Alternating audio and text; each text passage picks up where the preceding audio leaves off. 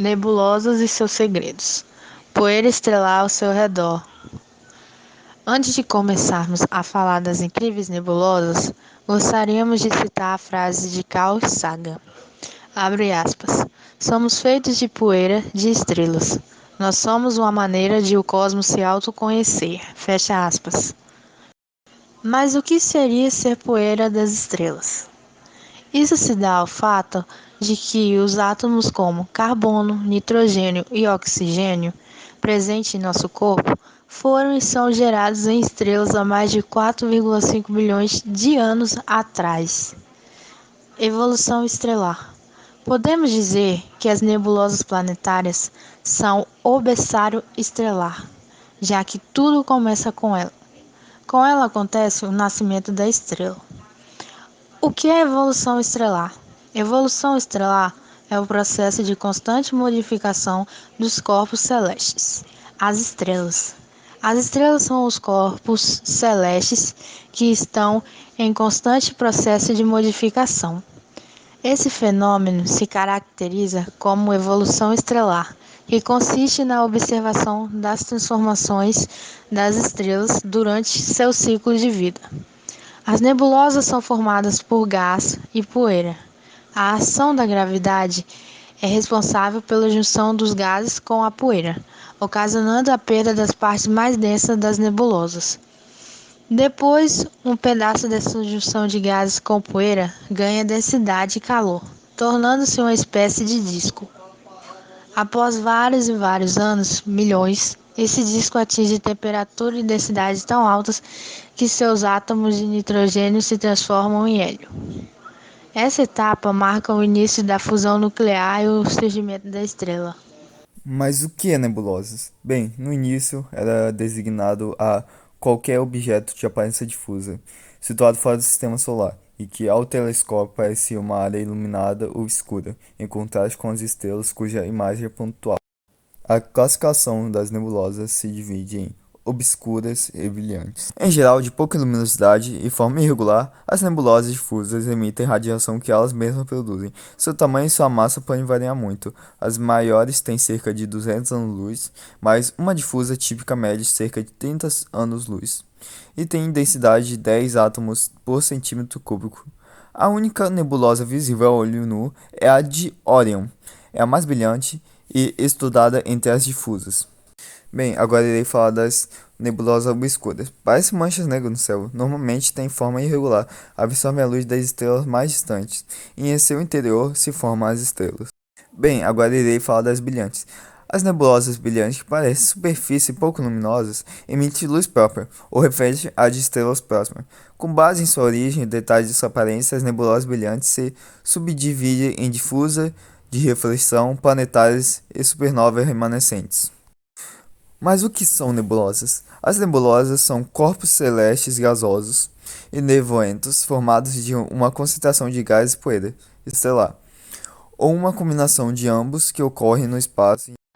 Agora eu vou falar um pouco mais sobre a nebulosa M57, ou como também é conhecida como NGC 6720 ou nebulosa do Anel. Bom, ela é uma nuvem de gás, sabe-se agora que ela é uma nebulosa planetária, que é basicamente uma nuvem de gás emitida no final da existência de uma estrela semelhante ao Sol. E uma curiosidade é que ela é uma das nebulosas planetárias mais brilhantes do céu e pode ser vista com um telescópio pequeno na constelação de Lyra. Ela fica a cerca de 4.000 anos-luz de distância e tem aproximadamente 500 vezes o diâmetro do nosso sistema solar. Ela tem a magnitude de 8,8 e pode ser observada por um telescópio de tamanho moderado. Ela foi descoberta pelo astrônomo francês Antoine Darquier em 1779. Bem, agora eu vou falar da M27, nebulosa do Altério. O primeiro indício do futuro do nosso Sol foi descoberto inadvertidamente em 1764. Naquela época, Charles Messier estava compilando uma lista de objetos difusos que não deveriam ser confundidos com cometas. O 27º objeto dessa lista era conhecido como M27, ou a nebulosa do Altério. É uma nebulosa planetária, o tipo de nebulosa que só produzirá quando a fusão nuclear parar em seu núcleo. A luz leva cerca de 1000 anos para chegar até nós a partir do M27. Apresenta aqui em cores emitidas por hidrogênio e oxigênio.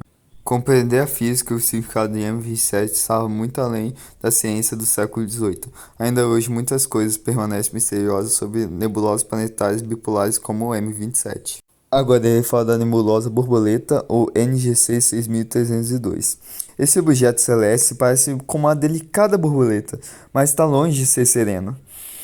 O que se assemelha a delicadas asas de borboleta são, na verdade, caldeirões de gás aquecidos a mais de 36 mil graus Fahrenheit. Esse gás está rasgando o espaço a mais de 600 mil milhas por hora, rápido o suficiente para viajar da Terra à Lua em 24 minutos.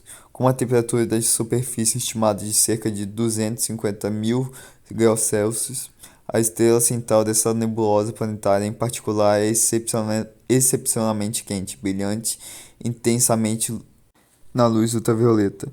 NGC 6300 fica a cerca de 4.000 anos-luz de distância na constelação aracnologicamente correta de Escorpião, Scorpions. O estudo mais antigo conhecido dessa nebulosa é de Edward Emerson Barnard, que a desenhou e descreveu em 1907. A nebulosa apareceu em algumas das primeiras imagens divulgadas após a missão final de manutenção do telescópio espacial Hubble, em setembro de 2009. Agora ele fala da nebulosa de Caranguejo, também catalogada como MEC1, NGC 1952 e Taurus A. Esta é a bagunça que fica quando uma estrela explode. A nebulosa de Caranguejo é resultado de uma supernova vista em 1054 d.C. Está repleta de filamentos misteriosos. Essa nebulosa se estende por cerca de 10 anos-luz. No centro da nebulosa encontra-se em setembro de 2009. Agora ele fala da nebulosa de Caranguejo, também catalogada como MEC1, NGC 1952 e Taurus A. Esta é a bagunça que fica quando uma estrela explode. A nebulosa de Caranguejo é resultado de uma supernova vista em 1054 d.C. Está repleta de filamentos misteriosos. Essa nebulosa se estende por cerca de 10 anos-luz. No centro da nebulosa encontra-se um pulsar, uma estrela de nêutrons tão massiva quanto o Sol, mas com apenas o tamanho de uma pequena cidade. O Kleber pulsar gira cerca de 30 vezes por segundo. A nebulosa foi primeiramente observada por John Belvis em 1731 e corresponde a uma brilhante supernova registrada por astrônomos chineses e árabes em 1054. Irei também citar essa linda nebulosa conhecida popularmente como Olho de Gato. Se encontra na constelação Dragão, ou Draco, que é dragão em latim. Foi descoberto por William Herschel em 15 de fevereiro de 1786 e foi a primeira nebulosa planetária cujo espectro foi investigado pelo astrônomo amador inglês William Hughes em 1864. As observações de Hughes foram a primeira indicação que as nebulosas planetárias consistem em gases extremamente rarefeitos. Desde essa primeira observação, NGC 6543 foi observada em todo o espectro eletromagnético. Irei também falar da nebulosa Carina, descoberta por Nicholas Louis de Lacaille em 25 de janeiro de 1752. Esse gigante nebulosa difusa é uma das maiores regiões H2 composta de gás hidrogênio ionizado em nossa Via Láctea. Essa nebulosa, formada de estrelas NGC 3372, produziu a estrela notável entre Eta Carinae, que está entre as estrelas mais massivas e luminosas de nossa Via Láctea e talvez do universo. NGC 3372 é rica em detalhes nebulosos e região formadas de matéria interestelar brilhante e escura. Entre as características nebulosas mais conspícuas estão a nebulosa Keyhoe, formada por sua parte mais brilhante e material mais escuro, e a chamada nebulosa Homunculus, ao redor da própria estrela Eta Carinae. E para finalizar com chave de ouro, irei falar da nebulosa Pilares da Criação. A nebulosa da Águia, catalogada como MEC16 ou M16 e como NGC 6611, e também conhecida como nebulosa da Rainha das Estrelas, é um jovem aglomerado aberto de estrelas na constelação de Serpes, descoberto por Jean Philips de Stiershouse em 1745 e 1746. Em 1995, o telescópio espacial Hubble da NASA tirou uma imagem icônica da nebulosa da Águia, apelidada de Pilares da Criação, sendo sua primeira imagem datada em 1º de abril de 1995. Ele contém um aglomerado de estrelas jovem e quente, NGC 6611, visível com modestos telescópios e quintal, que está esculpindo e iluminando o gás e a poeira ao redor. O resultado é uma enorme cavidade e pilares oco, cada um com vários anos-luz de comprimento. Obrigado pela vossa atenção e tenha uma boa noite.